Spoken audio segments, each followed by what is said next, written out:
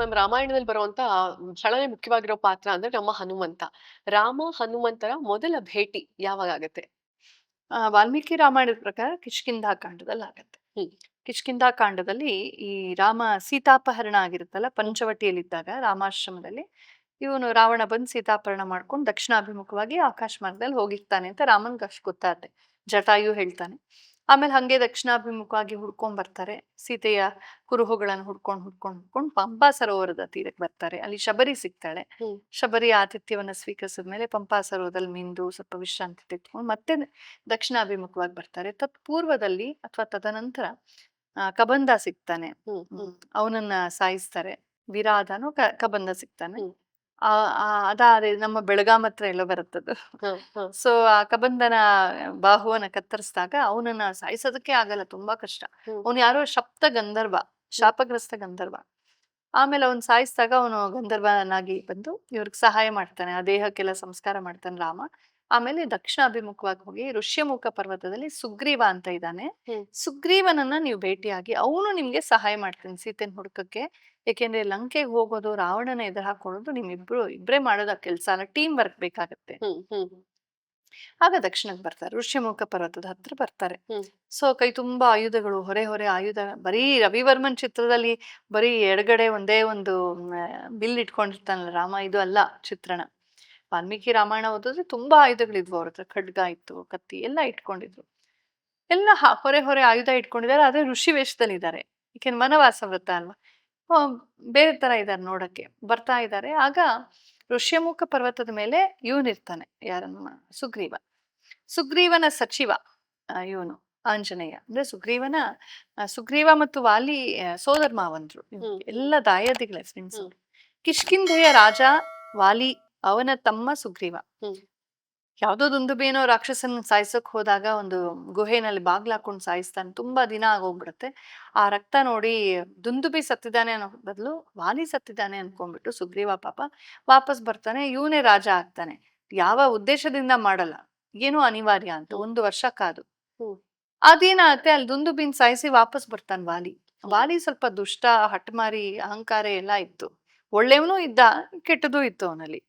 ಅವನ್ಗೆ ಮೊದ್ಲಿಂದಲೂ ಅದೇನಾಗ್ಬಿಡತ್ತೆ, ಅವನ್ಗೆ ರೋಷ ತಡೆಯಕ್ಕೆ ಆಗಲ್ಲ. ಹ್ಮ್. ಸೊ ಕೋಪಕ್ಕೆ ನಾವು ವಶರಾಗ್ಬಿಟ್ರೆ ಎಲ್ಲರೂ ಹೇಳ್ತಾರೆ, ಇಲ್ಲ ಸುಗ್ರೀವಂದೇನೂ ತಪ್ಪಿಲ್ಲ, ಹೇಗೆ ಎಷ್ಟು ಹೇಳಿದ್ರು ಕೇಳೋದಿಲ್ಲ.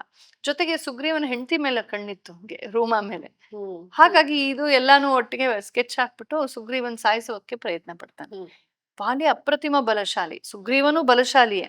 ಆದ್ರೆ ವಾಲಿಗೆ ವರ ಇರುತ್ತೆ, ಅವ್ನ್ ಮುಂದೆ ನಿಂತು ಯಾರೇ ಯುದ್ಧ ಮಾಡಿದ್ರು ಅವರ ಅರ್ಧ ಶಕ್ತಿ ವಾಲಿಗೆ ಹ. ಬಂದ್ಬಿಡುತ್ತೆ. ಹ.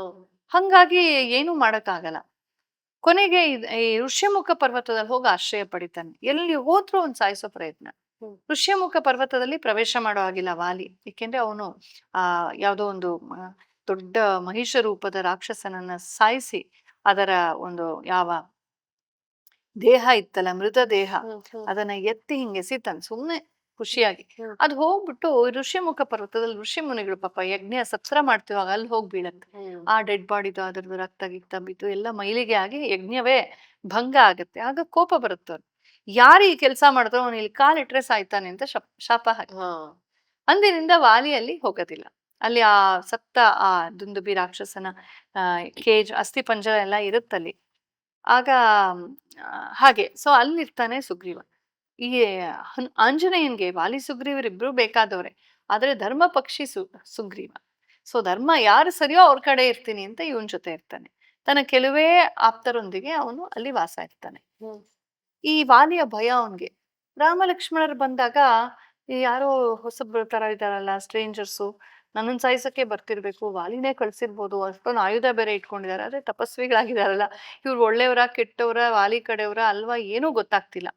ಅದಕ್ಕೆ ತಮ್ಮಲ್ಲಿ ತುಂಬಾ ಬುದ್ಧಿವಂತ ಅಂದ್ರೆ ಹನುಮಂತನ್ ಕಳಿಸ್ತಾರೆ, ಹ್ಮ್. ಹಿಡ್ಕೊಂಬಾ ಅಂತ. ಹ್ಮ್. ಆಗ ಆಂಜನೇಯ ಮಾರುವೇಷದಲ್ಲಿ ಬರ್ತಾನೆ. ಬಂದು ನೀವ್ಯಾರು, ಈ ಪ್ರಾಂತದವ್ರ ತರ ಕಾಣಿಸ್ತಿಲ್ಲ, ಜಟಾವೇಷಗಳನ್ನ ಹಾಕೊಂಡು ಮುನಿ ವ್ರತದಲ್ಲಿ ಇದ್ದಂಗೆ ಕಾಣಿಸ್ತೀರಾ, ಆದ್ರೆ ಆಯುಧಗಳನ್ನ ಇಟ್ಕೊಂಡಿದ್ದೀರಾ, ಈ ಕಾಂಟ್ರಾಸ್ಟ್ ಏನು, ನಾ ನಾನು ಸುಗ್ರೀವನ ಸಚಿವ ಹನುಮಂತ ಅಂತೆಲ್ಲ ಹೇಳ್ತಾನೆ.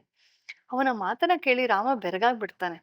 ಇಡೀ ರಾಮಾಯಣದಲ್ಲಿ ನಾನು ಗಮನಿಸಿರೋ ಹಾಗೆ ರಾಮ ಬೆರಗಾಗೋದು, ಬಿಚ್ಚೋದು, ಆಹಾ ಅನ್ನೋದು, ಫ್ಯಾಸಿನೇಟ್ ಆಗೋದು, ಉದ್ಗಾರ ಎತ್ತೋದು ತುಂಬಾ ಕಡಿಮೆ. ಹ್ಮ್. ಅವನು ಹ್ಮ್. ಪರಮ ಶಾಂತ ಚಿತ್ತ.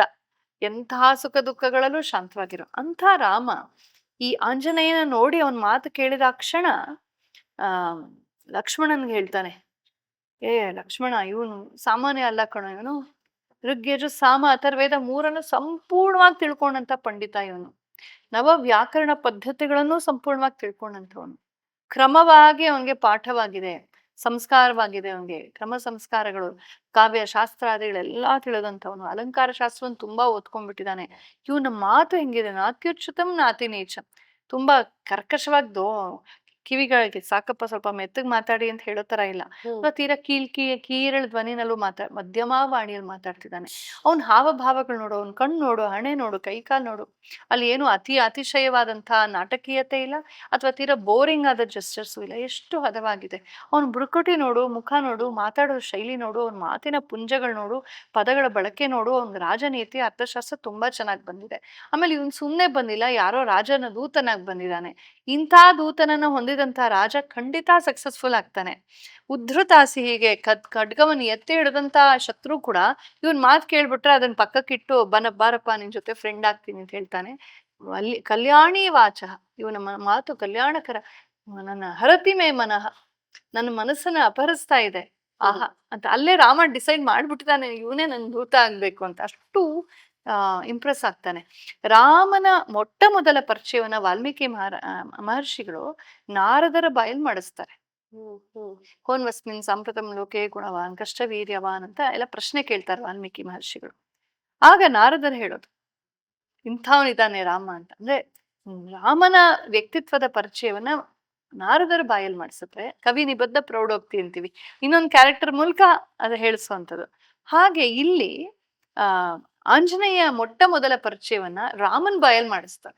ಅಲ್ಲೇ ಆಂಜನೇಯನ ಇಂಪಾರ್ಟೆನ್ಸ್ ಗೊತ್ತಾಗತ್ತೆ ನಮ್ಗೆ. ರಾಮನ ಬಾಯಲ್ಲಿ ಅಷ್ಟು ಮೆಚ್ಚುಗೆಯ ಮಾತುಗಳನ್ನು ಬರೆಸ್ಬೇಕು, ಆಹಾ ಅಂತ ರಾಮನೇ ಮನಸ್ಸೋತ ಅಂದ್ಮೇಲೆ ಆಂಜನೇಯನ ವ್ಯಕ್ತಿತ್ವ ಎಂತದ್ದು ಅಂತ. ಸೊ ತುಂಬಾ ಅದ್ಭುತ. ಆಂಜನೇಯ ಆಕ್ಚುಲಿ ರಾಮಾಯಣದಲ್ಲಿ ಇಬ್ರು ಹೀರೋಗಳು.